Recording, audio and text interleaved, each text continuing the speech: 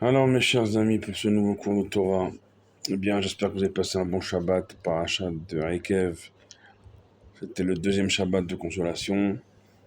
Cette semaine, on ouvre une semaine qui va nous mener vers un Shabbat Mevachim, un Shabbat qui va bénir la semaine prochaine, le nouveau mois d'Elul.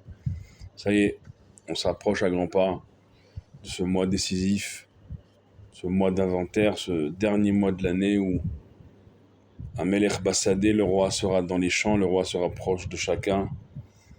À nous d'utiliser à bon escient cette proximité inédite dans le calendrier juif, un mois par an, le dernier du roi des rois, de Dieu lui-même. Et ô combien cette année, plus que jamais, on a besoin de cette proximité. On est également cette semaine, une semaine parachat de Re'e.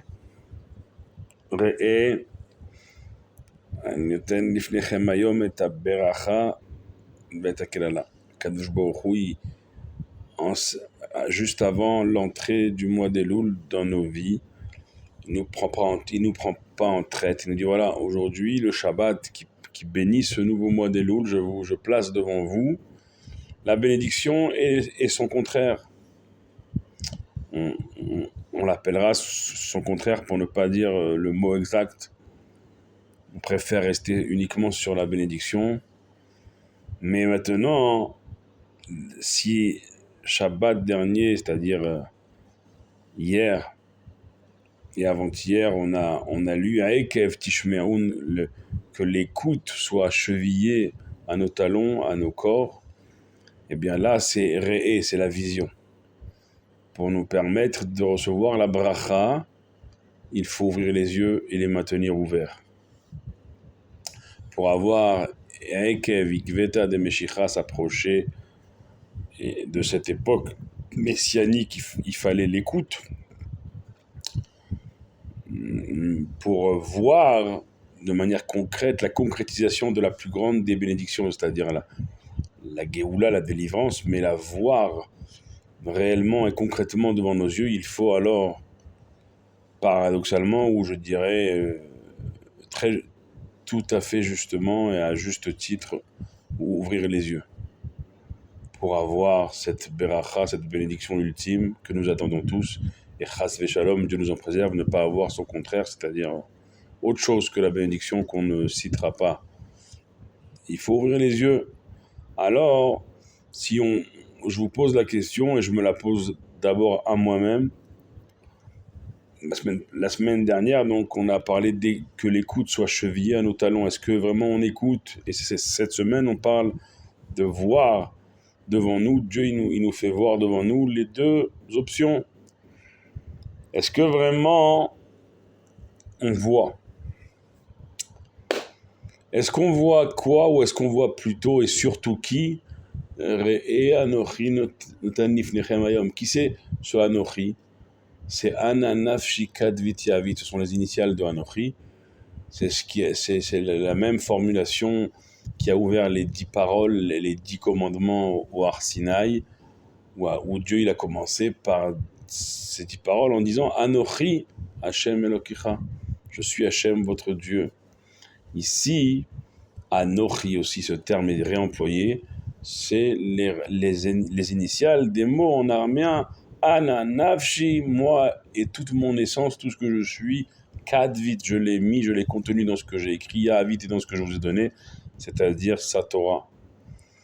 Et il nous dit ici ce Anochi qui est Dieu lui-même, qui compacte, qui compresse toute son essence, qui le met dans les écrits de la Torah et qu'il nous donne la Torah pour le rechercher, pour le trouver.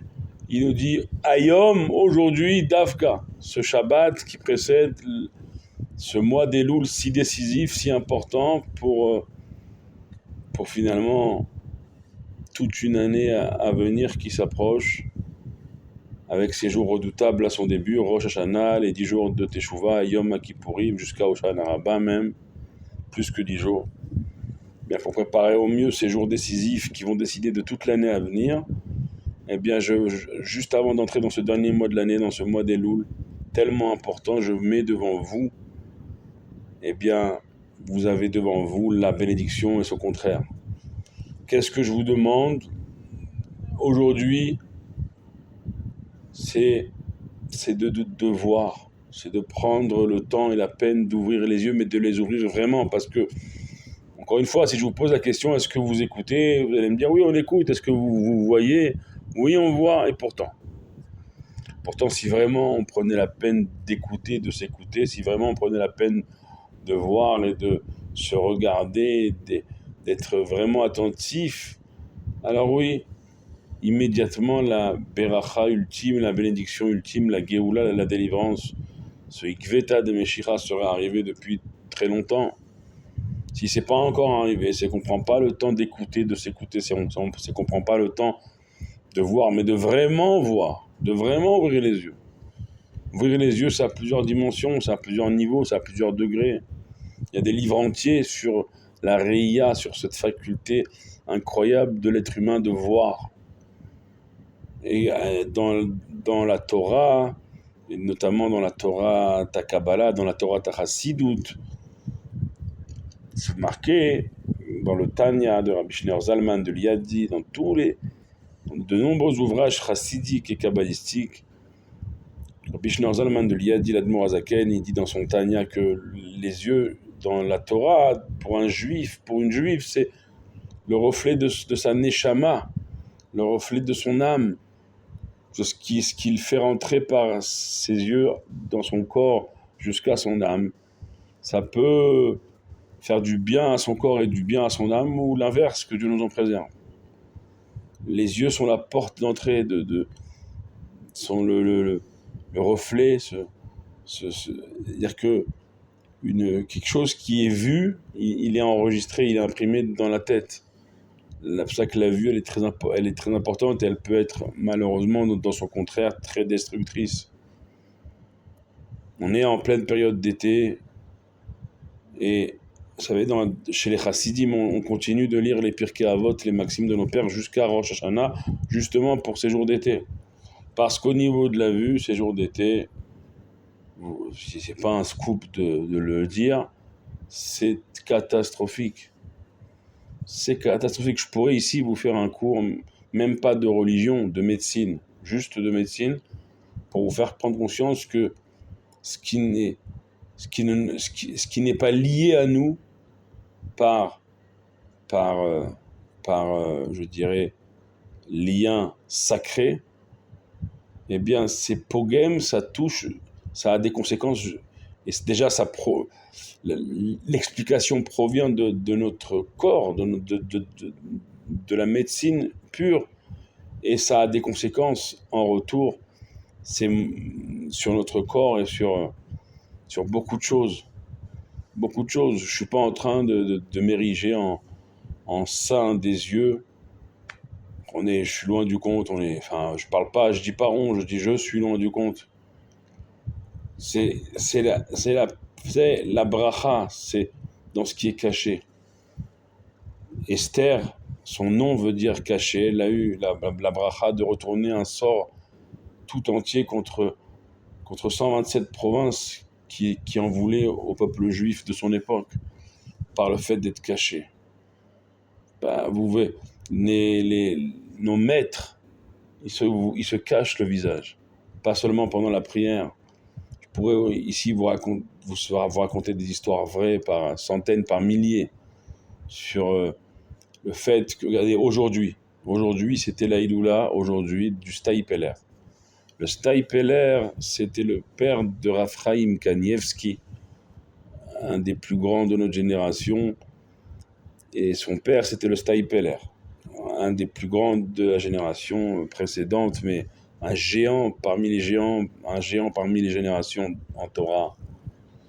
Et le Staïpeler, le père de Raphaïm Kanievski, lorsqu'il était petit, au début du siècle d'avant, du siècle dernier, eh bien, sa maman lui demande d'aller acheter une bouteille de lait. Et dans la rue, il voit une publicité par terre, mais qui était à son époque, en noir et blanc. En noir et blanc, une publicité pour des chaussures. Vous allez me dire, a priori, il n'y a rien de spécial. Eh bien, le minuscule bout de peau entre la chaussure, même pas entre la chaussure et la cheville, entre la chaussette en haut de la chaussure, entre la chaussette et le pantalon. C'est-à-dire que c'est 1 millimètre de peau, même pas. Sur ce millimètre de peau en noir et blanc, entre une chaussette et un pantalon d'une publicité en noir et blanc, le Steipeler, il avait 6 ans. Écoutez bien ce que je veux. 6 ans. Il apprenait à peine à lire. Il rentre chez lui en pleurs. Sa maman a dit, mon fils, pourquoi tu pleures? Qu'est-ce qui se passe? Et là, le petit Steipeler à 6 ans, il crie à sa maman, il demande à Dieu, Dieu, rends-moi aveugle sur le champ, tout de suite. Juste, garde-moi juste la vue nécessaire quand je colle mon livre de Gemara. Il avait 6 ans, écoutez bien. Quand je colle mon livre de Talmud, garde-moi la vue nécessaire pour discerner les lettres de ta Torah, de ton Talmud, de ta Gemara. Et toutes les photos qu'on a du Steipeler, c'est avec une Gemara collée à ses yeux. Il ne voyait rien d'autre que les lettres de sa Gemara tout au long de sa vie. Parce qu'à 6 ans, il voit 1 millimètre de peau en noir et blanc sur une publicité de chaussures entre la chaussette et le pantalon, 1 millimètre de peau. Il voit rien d'autre que ça. Sur ça, il a demandé à ne voir que les lettres de sa Gemara toute sa vie et rien d'autre. Et sur ça, il est devenu le Steipeler, un des plus grands, un des géants. On n'a même pas idée. On n'a même pas idée. Il a donné naissance à Rabbi Chaim Kanievski, un des plus grands, à une génération entière de maîtres. Rav Steinman, Rav Eliashiv, le Steipeler.